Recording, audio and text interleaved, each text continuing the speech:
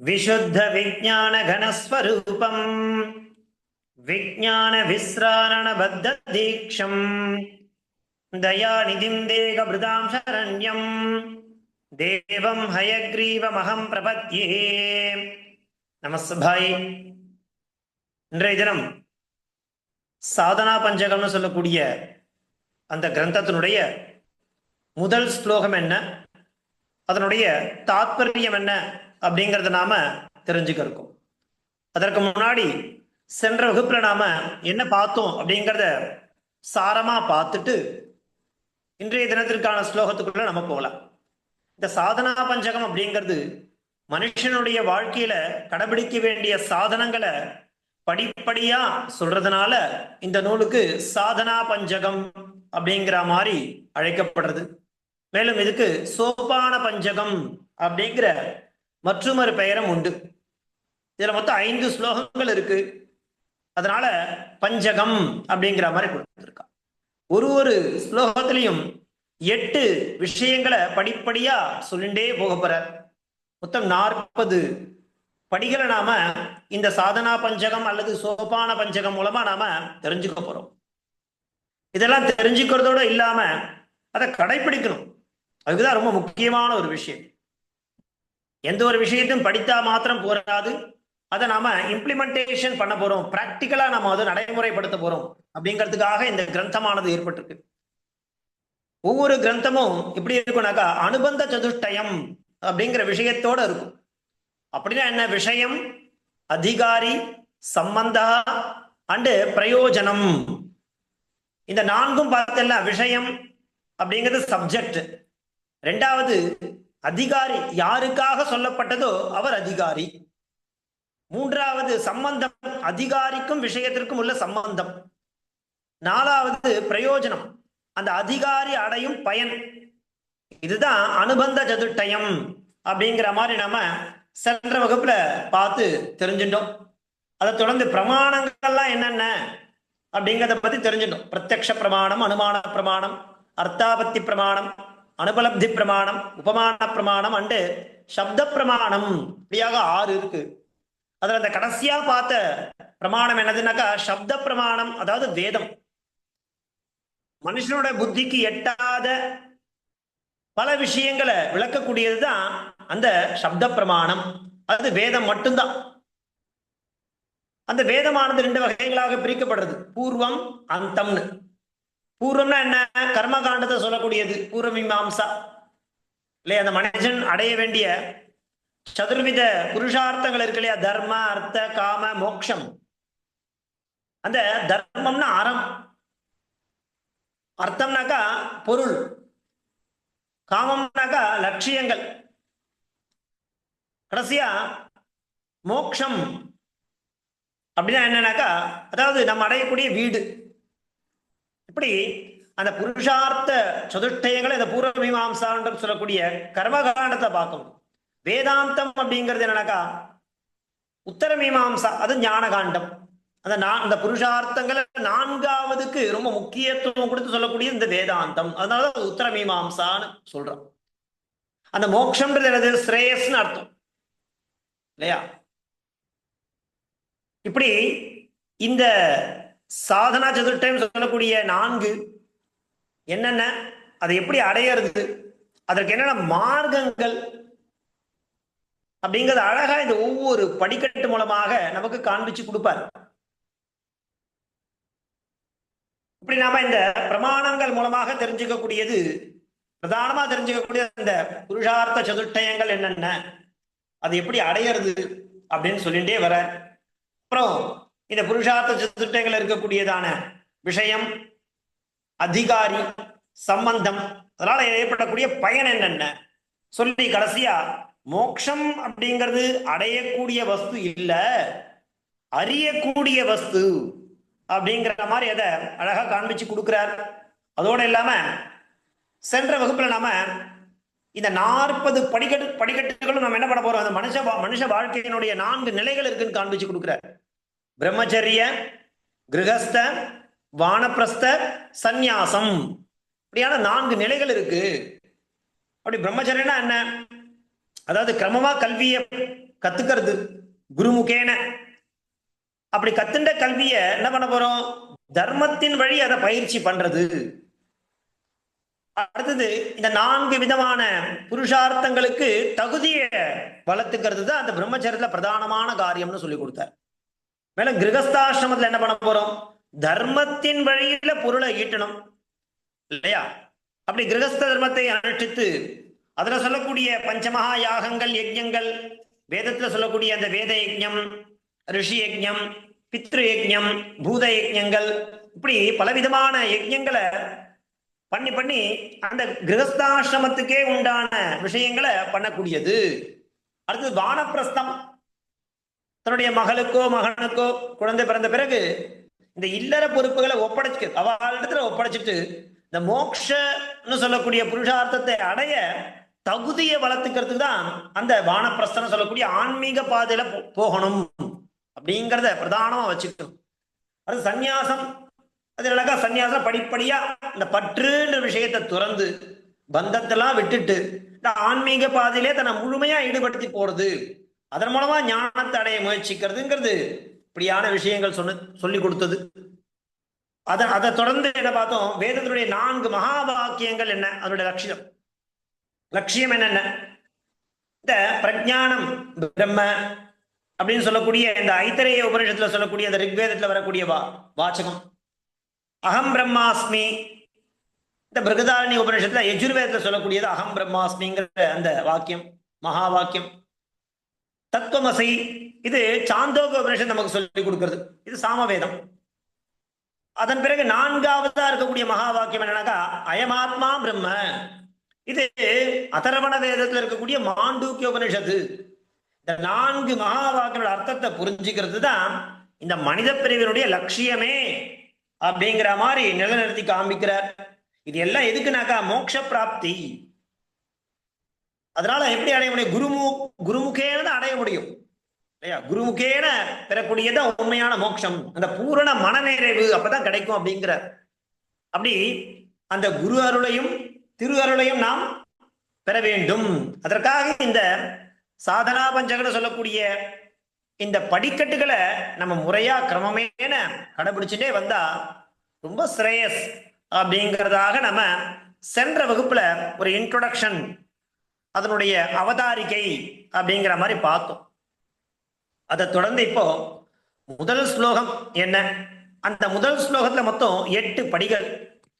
அந்த 8 படிகளுடைய அர்த்தம் என்ன, தாத்பரியம் என்ன அப்படிங்கிறத நாம ஒவ்வொன்றா அனுபவிக்கலாம். பாருங்க என்ன முதல் ஸ்லோகம். அந்த சாதனா பஞ்சகம்னா 5 ஸ்லோகங்கள். அதுல முதல் ஸ்லோகம் என்ன பாருங்க.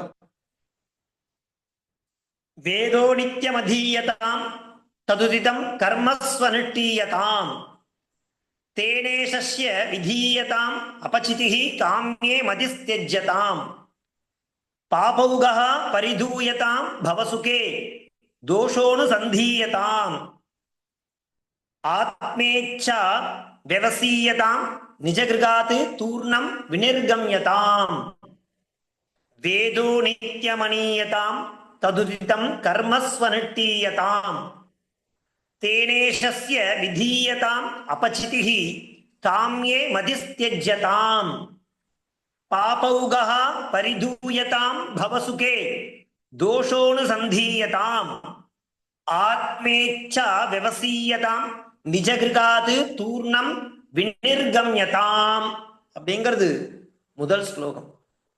இது எப்படி பதச்சேதம் பண்றது? ஏன்னா பதச்சேதம் பண்ணாதான் நம்மளால பதவிசாரம் பண்ண முடியும். அப்படி பதவிசாரம் பண்ணிட்டே போனாதான் இந்த ஸ்லோகத்தில் இருக்கக்கூடிய 8 படிகள் என்னென்ன அப்படிங்கிறத நாம தெரிஞ்சுக்க முடியும். என்ன பாருங்க, ஸ்லோகம் ஒரு ஸ்லோகம் தானே அப்படின்னு நாம அதை சுலபமா கடந்து போகக்கூடிய விஷயம் அல்ல. இந்த விஷயத்தை பொறுத்த வரைக்கும் அந்த ஒரு ஸ்லோகத்துல சொல்லப்பட்ட விஷயம் 8 படி. அந்த ஒவ்வொரு படி என்னென்ன அப்படிங்கிறத கிரமமா நாம உள்வாங்கிட்டே போனாதான் கடைசியா இந்த 40 படிகளும் நமக்கு முழுமையா தெரியும். அதன் மூலமா தான் அந்த படிக்கட்டுக்கு மூலமா நம்மளால மேல போக முடியும். அதனால முதல்ல பத விசாரம் பண்றதுக்கு முன்னாடி பதச்சேதத்தை பார்க்கலாம். வேதஹா நித்யம் அதீயதாம் தது உதிதம் கர்ம ஸ்வ அனுஷ்டீயதாம் தேன ஈஷஸ்ய விதீயதாம் காம்யே மதிஹி த்யஜ்யதாம் பாப ஓக பரிதூயதாம் பவசுகே தோஷः அனுசந்தீயதாம் ஆத்மேச்சா வியவசீயதாம் நிஜகிருகாத் தூர்ணம் வினிர்கம்யதாம். இது பதச்சேதா. திரும்ப பதத்தை எப்படி ஸ்பிளிட் பண்றேன் அப்படிங்கிறத கவனமா பாருங்க. ஏன்னா ஸ்லோகமா பார்க்கும் பொழுது அர்த்தம் புரியாது. அத பத விபாகம் பதச்சேதம் பண்ணாதான் அர்த்தம் நன்னா புரியும். ஸ்லோகம் எப்படி இருக்கு? வேதோ நித்யமதீயதாம் ததுதிதம் கர்மஸ்வனட்டீயதாம் தேனேஷஸ்ய விதீயதாம் அபசிதிஹி காம்யே மதிஸ்த்யஜ்யதாம் பாபௌகஹ பரிதூயதாம் பவசுகே தோஷோனுசந்தீயதாம் ஆத்மேச்சா விவசீயதாம் நிஜகிருகாத் தூர்ணம் வினிர்கம்யதாம். இது ஸ்லோகः. பதச்சேதः வேதः நித்யம் அதீயதாம் தத் உதிதம் கர்ம ஸ்வ அனுஷ்டீயதாம் தேனே ஈஷஸ்ய விதீயதாம் அபசிதிஹி காம்யே மதிஹி த்யஜ்யதாம் பாப ஓக பரிதூயதாம் பவசுகே தோஷः அனுசந்தீயதாம் ஆத்மேச்சா வியவசீயதாம் நிஜகிருகாத் தூர்ணம் வினிர்கம்யதாம். இது பதச்சேதா. இப்போ ஒவ்வொரு பதத்தின் மேல என்ன விசாரம் பண்றார் அப்படிங்கிறத பார்க்கலாம். முதல் என்ன வாக்கியம்? வேதோ நித்யமனீயதாம். அது முதல் படி, ஃபர்ஸ்ட் ஸ்டெப். என்ன சொல்றார் பாருங்க. வேதோ நித்யமனீயதாம். வேதா சாஸ்திரத்தை நித்யம், நித்யம்னா சதா, ஆல்வேஸ், எப்பொழுதும், அதீயதாம் படிக்க வேண்டும். சொல்லிண்டே வரும் பொழுது நீங்க குறிப்பு எடுத்துட்டே வந்தா தான் அது நமக்கு ரொம்ப வசதியா இருக்கும். ஏன்னா ஒரு க்ஷணம் போரும் மறக்கிறதுக்கு. வேதோ நித்யமனீயதாம் அதீயதாம், சாஸ்திரத்தை எப்பொழுதும் படிக்க வேண்டும். என்ன அர்த்தம்? வேத சாஸ்திரம் எப்பொழுதும் படிக்கப்பட வேண்டும் அப்படிங்கிற இது முதல் படி. ரெண்டாவது பாருங்க, தத்து உதிதம் கர்ம ஸ்வ அனுஷ்டீயதாம். தத்துனா அந்த எப்பொழுதும் படிக்கணும்னு சொன்னார் இல்லையா வேத சாஸ்திரத்தை. தத்துனா அந்த சாஸ்திரத்தில் உதிதம், உதித்தன்னா சொல்லப்பட்டுள்ள, உதித்தன்னா சொல்லப்பட்டுள்ள கர்ம, கர்மன செயல்களை, ஸ்வ, ஸ்வன நன்கு, நன்றாக, அனுஷ்டீயதாம் பின்பற்ற வேண்டும். பாருங்க, பின்பற்ற வேண்டும் சொல்லிட்டு இருக்கலாம். ஆனா என்ன சொல்றாரு பாருங்க, ஸ்வ அனுஷ்டீயதாம், நன்கு பின்பற்ற வேண்டும். வள்ளுவன் சொல்லுவான் இல்லையா, கற்க கசடர கற்பவை கற்றபின் நிற்க அதற்கு தக எல்லாம் சொல்லுவா. திருவள்ளுவர் இந்த ஆன்மீகம் அப்படிங்கறத தொடவே இல்லம்பா. இல்ல இல்ல, அவரை மாதிரி பிலாசபி இல்ல, அப்படி சொல்லியிருக்காரு பாருங்க. அந்த ஸ்லோகத்தை தான் ஞாபகம் வருது எனக்கு இப்போ. அதேதான் இங்கேயும் சொல்றார் சுவாமி. தத்து அந்த சாஸ்திரத்தில் உதிதம் சொல்லப்பட்டுள்ள கர்ம செயல்களை ஸ்வ அனுஷ்டீயதாம் நன்கு பின்பற்ற வேண்டும். இது இரண்டாவது படி. முதல் படி என்ன சொன்னார்? வேத சாஸ்திரம் எப்பொழுதும் படிக்கப்பட வேண்டும். இரண்டாவது, அந்த சாஸ்திரத்தில் சொல்லப்பட்டுள்ள செயல்களை நன்கு பின்பற்ற வேண்டும். இது இரண்டாவது பாயிண்ட் இல்லையா? அடுத்தது மூணாவது பாயிண்ட் பாருங்க. தேனேஷஸ்ய விதீயதாம் அபசிதிஹி. தேனே, தேனேனா நீ செய்யும் செயலாலே அல்லது நீ செய்யக்கூடிய கர்மாவாலே, ஈஷஸ்ய, ஈஷஸ்னா ஈஸ்வரனுக்கு, விதீயதாம் என்ன பண்ணணும்? செய்யப்பட வேண்டும். எது? அபசிதிஹி. அபசிதினா பூஜை. பகவானுக்கு நாம் பண்ணக்கூடிய அல்லது செய்யப்பட வேண்டியது பூஜை. முதல்ல நீ என்ன சொல்றார், வேதத்தை நன்னா படிங்கிறார், முதல் படி. இரண்டாவது, அந்த வேதமோ அந்த வேதம்ன்ற சாஸ்திரத்துல சொல்லப்பட்டுள்ள செயல்களை நன்கு பின்பற்ற வேண்டும்ங்கிறார், இரண்டாவது படி. மூணாவது என்ன சொல்றார், நீ செய்யக்கூடிய செயலே கர்மமே இறை வழிபாடாக செய்ய வேண்டும். பகவான் பகவத்கீதையில சொல்றார் இல்லையா, கர்மண்யேவாதிகாரஸ்தே. கர்மான்றதுதான் நம்மளுடைய பிரதானமான விஷயம். அப்போ நீ செய்யும் செயலே கர்மமே இறை வழிபாடாக செய்யப்பட வேண்டும். இது மூணாவது படி. நாலாவது பாருங்க, காம்யே மதிஹி த்யஜ்யதாம். காமியன ஆசையின் தூண்டுதல். காமியன அர்த்தம் ஆசையால தூண்டுவது. அப்படி ஆசையின் தூண்டுதல் இருந்து மதிஹி, மத்தினா நம்ம அறிவை மனதை, த்யஜ்யதாம் அதுல இருந்து விட்டு விலக வேண்டும்ங்கிற. இந்த ஆசையின் தூண்டுதனால ஏற்படக்கூடிய அந்த அறிவை மனதை அதுல இருந்து விட்டு விலக்க வேண்டும். ஆசையின் தூண்டுதலிருந்து மனதை விலக்க வேண்டும். இது நான்காவது படி. ஐந்தாவது பாருங்க, பாபௌகா பரிதூயதாம். பாபன பாவம், ஓகன கூட்டம், பரிதூயதாம் விலக்கி கொள்ள வேண்டும். இந்த பாவ கூட்டங்கள்ல இருந்து மனதை விலக்கி கொள்ள வேண்டும். இந்த மனசுல உள்ள இந்த தீய, இந்த காமம் முதலிய பாவத்தை உண்டாக்கக்கூடிய எண்ணங்கள்ல இருந்து நம்ம என்ன பண்ணணும், விடுவிச்சுக்கணுங்கிற. இது ஐந்தாவது நிலை, ஐந்தாவது படி. ஆறாவது என்ன சொல்றாரு பாருங்க, பவசுகே தோஷோனு சந்தீயதாம். பவசுகே இந்த உலக சுகத்தில் உள்ள தோஷ குற்றம் குறைகளை அனுசந்தீயதாம் எப்பொழுதும் இடைவிடாமல் நீக்க வேண்டுமா. இந்த உலக சுகத்துல உள்ள குற்றம் குறைகளை அவ்வப்பொழுது கண்டறிஞ்சு என்ன பண்ணக்கூடாது, அதிலிருந்து மனதை நீக்க வேண்டும். இது ஆறாவது படியா சொல்ற. ஏழு பாருங்க, ஆத்மேச்சா ஸ்வவசீயதாம். ஆத்மேச்சா, ஆத்மேச்சனகா நிலையான இந்த மெய்ப்பொருளான ஆத்மாவை அடையும் இச்சை. உண்மையா ஆத்மாவுடைய தத்துவம் என்ன அப்படிங்கிற அந்த மெய்ப்பொருளான நிலையான இல்லையா சாஸ்வதமான மெய்ப்பொருளை, ஆத்மாவை அடையும் இச்சை, ஆசை, அதை என்ன பண்ணணும் சொல்றார் அப்படின்னாக்கா, விவசியதாம் அதுக்கு முயற்சிக்க வேண்டும். நிலையான மெய்ப்பொருளான ஆத்மாவை அடையக்கூடிய இச்சை இருக்கு இல்லையா, விருப்பம், ஆசை, அதை முயற்சிக்கணும் அப்படிங்கிறார். ஆத்மாவை அடைவதற்கான இச்சையை முயற்சிக்க வேண்டும். இது ஏழாவது படி. எட்டாவது என்ன சொல்றாரு பாருங்க, நிஜ கிருகாத்தூர்ணம் வினிர்கம்யதாம். நிஜ கிருகாத் அதாவது கிரகம்னா வீடு. வீடுன்னா இந்த இடத்துல மோட்சம்ன்றதை நாம புரிஞ்சுக்கணும். உண்மையான வீடு பேரு அடைய நம்ம என்ன பண்ண, மனதில் உள்ள துர்குணங்கள்லாம் நீக்கணும். ஏன்னா துர்குணம் இருந்ததுன்னா அதுல இருந்து நம்மளால மீண்டு வரவே முடியாது, ரொம்ப கஷ்டம். வீடு அப்படிங்கிற மோட்சத்தை நாம அடையணும்ன்ற விருப்பம் இருக்குன்னாக்கா நம்மளுடைய துர்குணங்கள்லாம் என்ன பண்ணிடணும் அப்படின்னாக்கா நீக்கி வெளியில வந்துடணும்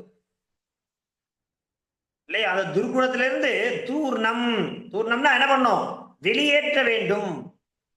அல்லது வினிர்கம்யதாம் விளக்க வேண்டும்.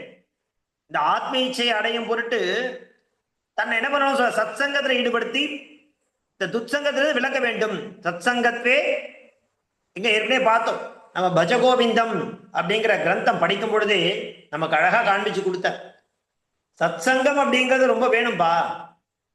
நம்மள சத் சங்கத்துல ஈடுபடுத்திக்கல அப்படின்னாக்கா இந்த துர்குணங்கள் வளர்ந்துட்டே இருக்கும்.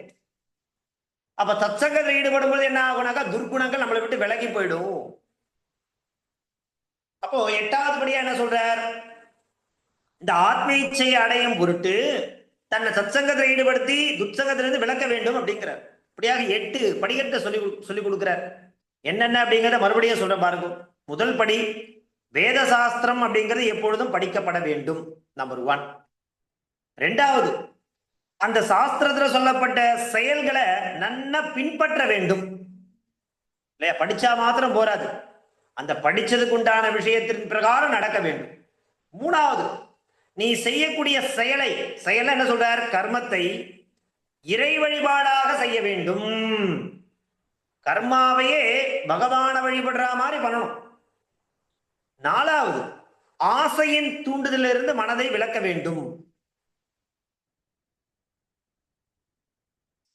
ஐந்தாவது என்ன சொன்னார் பாருங்க, ஆசை, நாலாவது ஆசையின் தூண்டுதலிருந்து மனதை விலக்க. ஐந்தாவது, பாப கூட்டங்களிலிருந்து மனதை விலக்க வேண்டும். இந்த மனசுல உள்ள தீய எண்ணங்கள், காம குரோத எல்லாம் இருக்கு இல்லையா, காம குரோத மத மாத்சரிய லோபம் சொல்லக்கூடிய அந்த முதலிய எண்ணங்கள் இருந்து விடுபட வேண்டும். ஆறாவது, இந்த உலக சுகத்தில் உள்ள குறைகளை அவ்வப்பொழுது கண்டறிஞ்சு அதிலிருந்து மனதை நீக்க வேண்டும். ஏழாவது, ஆத்மாவின் மீதான இச்சை, அதை அடைய முயற்சி பண்ணணும். 8, ஆத்மாவை அடைய இச்சையின் பொருட்டு தன்னை தற்சங்கத்தில் ஈடுபடுத்தி துச்சங்கத்திலிருந்து விளக்க வேண்டும். இப்படியாக நமக்கு 8 விதமான படிகளை இந்த ஸ்லோகம் மூலமா காண்பிச்சு கொடுக்கிறார். முதல் படி என்ன? வேத சாஸ்திரம் எப்பொழுதும் படிக்கப்பட வேண்டும். அதுக்கு என்ன சொல்றார் அவர்? வேதோ நித்தியம் அதீயதாம். இரண்டாவது, அந்த சாஸ்திரத்தில் சொல்லப்பட்ட செயல்களை நன்கு பின்பற்ற வேண்டும். ததுதிதம் கர்மஸ்வனிட்டீயதாம். மூணாவது என்ன சொல்றார்? நீ செய்யும் செயலே கர்மமே இறை வழிபாடாக செய்ய வேண்டும். தேனே சஷ்ய விதீயதாம் அபசிதிஹி. நாலாவது, ஆசையின் தூண்டுதலிலிருந்து மனதை விலக்க வேண்டும். காம்யே மதிஸ்த்யஜ்யதாம். 5, இந்த பாவ கூட்டங்களிலிருந்து மனதை விலக்க வேண்டும். பாபௌகா பரிதூயதாம். 6, இந்த உலக சுகத்தில் உள்ள குற்றங்கள் குறைகள் அவ்வப்பொழுது கண்டறிஞ்சு அதிலிருந்து மனதை நீக்க வேண்டுமா. எப்படி? பவசுகே தோஷோனு சந்தீயதாம். அடுத்து, ஆத்மாவை அடைவதற்கான இச்சை அப்படிங்கிற அதை முயற்சிக்க வேண்டும். ஆத்மேச்சா ஸ்வவசீயதாம். 8வது, ஆத்மா இச்சையை அடையும் பொருட்டு தன்னை தற்சங்கத்தில் ஈடுபடுத்திக்கணும். எப்படி? நிஜகிருகா தூர்ணம் வினிர்கம்யதாம். அப்படி ஒரே ஒரு ஸ்லோகம். ஸ்லோகம் என்ன?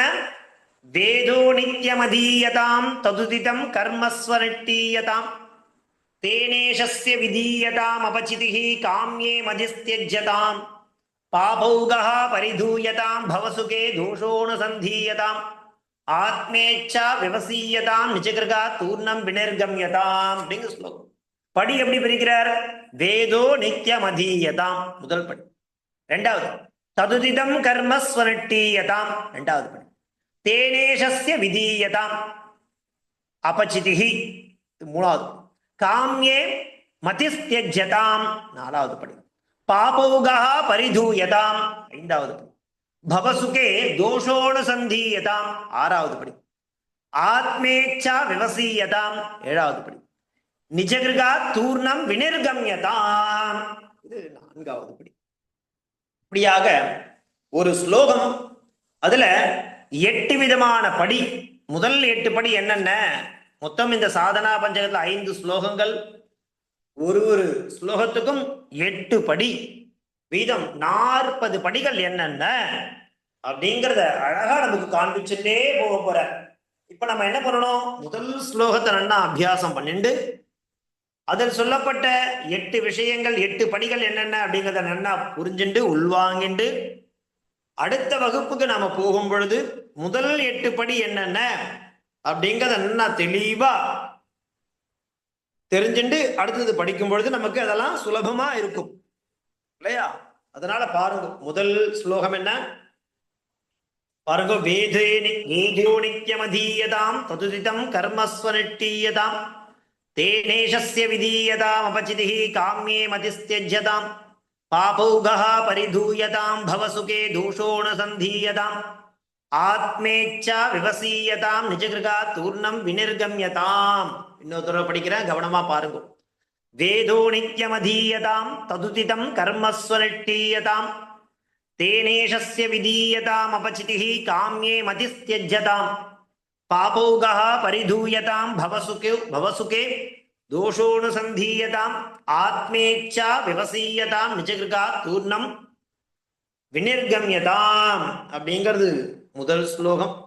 பாருங்கோ, வேதம் அப்படிங்கிறது நாம அன்றாடம் எல்லோருடைய வாழ்க்கையிலும் கடைபிடிக்க வேண்டிய ஒரு ரூல்ஸ் அண்ட் சட்டம் போன்றது. வேதம் அப்படிங்கிறது மனுஷன் தன்னை பயன்படுத்திக் கொள்வதற்கு நமக்கு கொடுக்கப்பட்ட ஒரு என்ன சொல்ல, இப்போ ஒரு எலக்ட்ரானிக் வஸ்து வாங்குறோம், அது கூட என்ன கொடுப்பா, ஒரு மேனுவல்னு ஒன்று கொடுப்பா இல்லையா, யூசர் மேனுவல்.